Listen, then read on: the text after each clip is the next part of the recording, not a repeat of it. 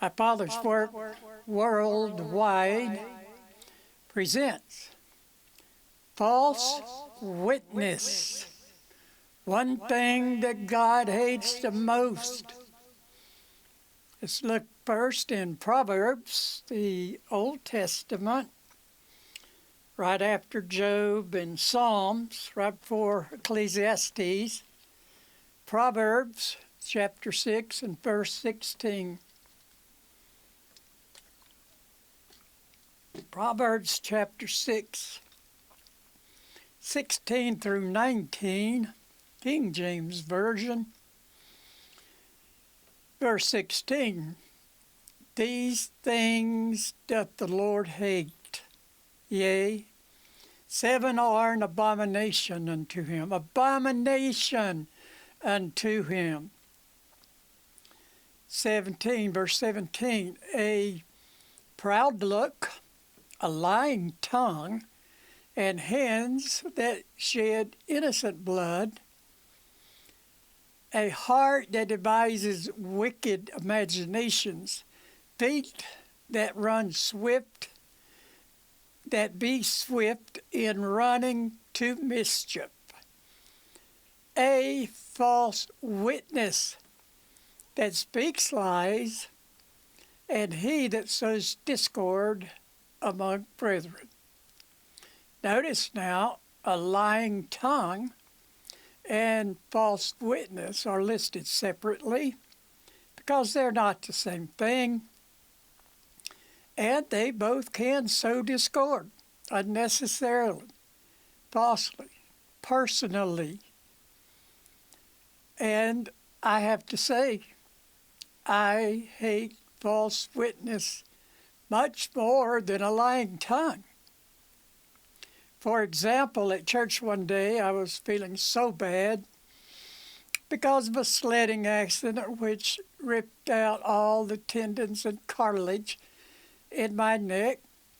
Someone walked up to me and said, "You're looking good today. You must be feeling better." Well, actually, I felt horrible until he said that. I didn't feel like being there at all. When he said that, though, I actually felt better, much better, for a few minutes at least.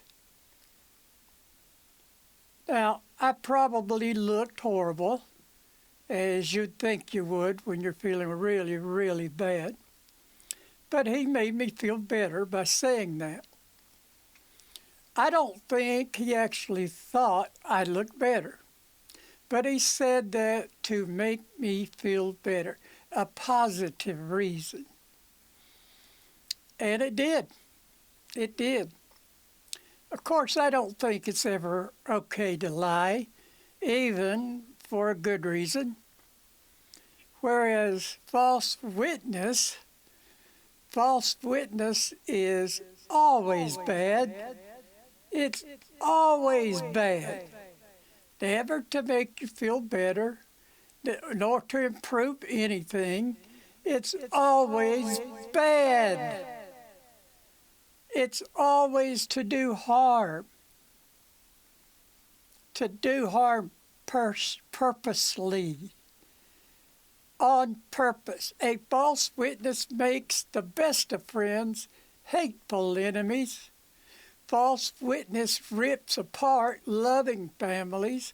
False witness is satanic, demonic, and evil to the 10th degree. And our Father hates false witness. He hates false witness.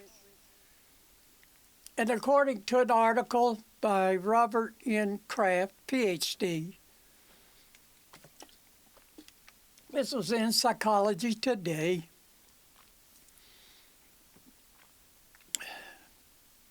why false witness or false accusations are so disturbing. Why are false accusations so disturbing? Being wrongly accused in our everyday lives. There are lies we find acceptable, we do, depending on the circumstances. We may lie to protect someone, to spare a person's feelings, and that feels like it's okay. I can't say it is.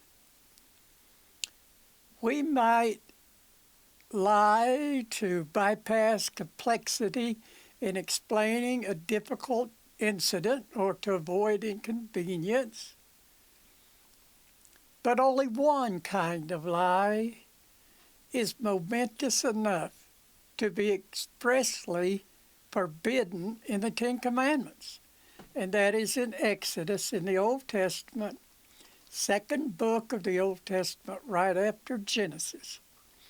Exodus chapter 20, verse 16. Thou shalt not bear false witness against thy neighbor.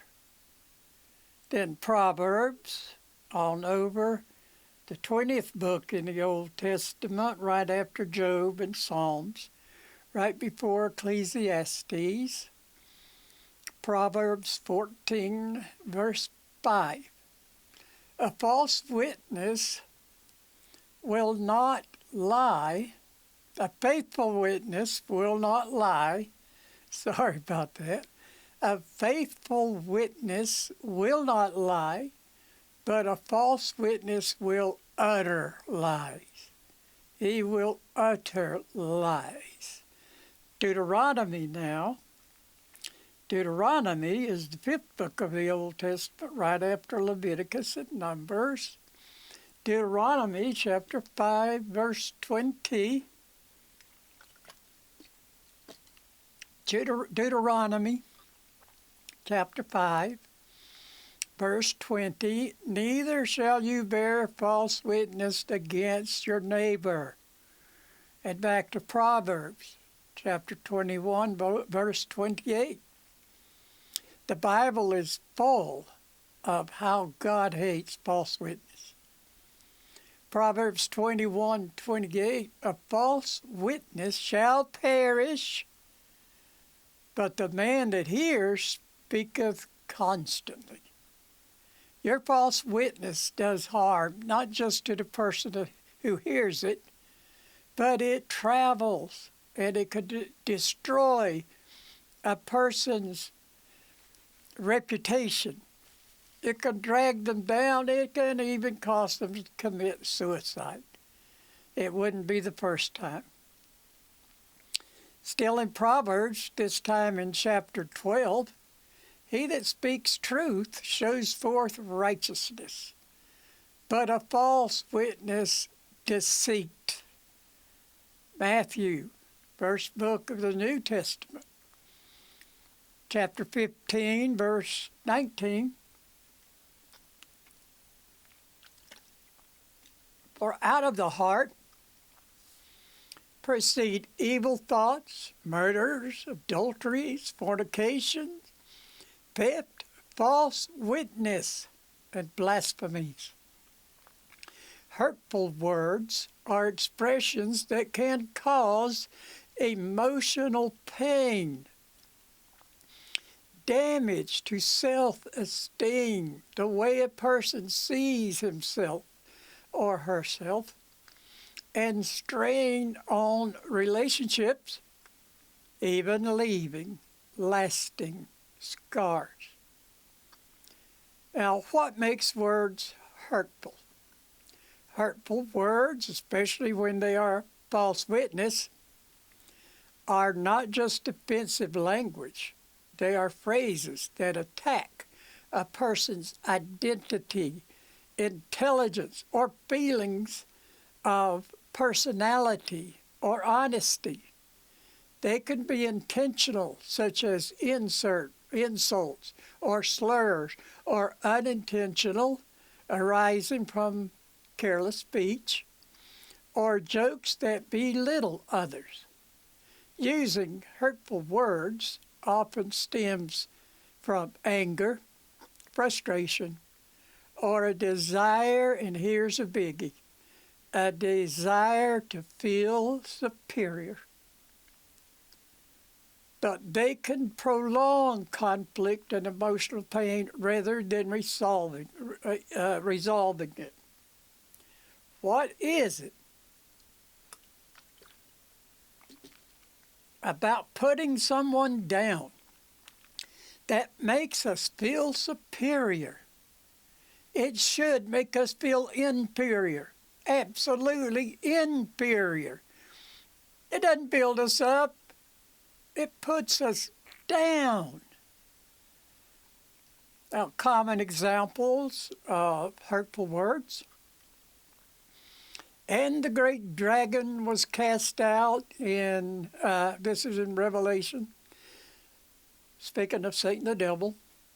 And the great dragon was cast out, that old serpent called the devil and Satan, which deceives the whole world. He was cast out into the earth, and his angels were cast out with him. And I heard a loud voice saying in heaven, "Come. Now is come the salvation and strength and the kingdom of our God and the power of his Christ. For the accuser of the brethren is cast down, which accused them before our God day and night." Accusations come from Satan, the devil. Don't let him speak through you. Don't let him speak through you and hurt your friends nor your enemies. Don't let Satan speak through you. Don't use his way of destroying people, destroying God's creation, the greatest part maybe of which was human creation. Some of us don't act very good, do we? We don't act like a great part at all of God's creation. We act like maybe the worst. Probably doesn't make him feel good to see us act like that. But I sure appreciate all of you. And I'm asking you to subscribe to my channel, to follow me, and give me a thumbs up. And certainly share. Please do share, because we need to get these messages that I hope are from God Almighty himself, our Father in heaven. I try to give you what I think he wants you to have in the best way possible. So I appreciate you listening, watching. I keep saying listening. I appreciate you watching and listening. So please continue to watch my videos. They're meant for nothing but good. They are not false witness, as you can tell. They're not to tear anybody down. I don't say anything to tear you down. I sure don't mean to. If it does, I can't imagine it would. Let me know if it does, if you're ever hurt by anything I say. But in the meantime, thank you. Thank you for watching. And I hope you'll be here for the next video. Thank you.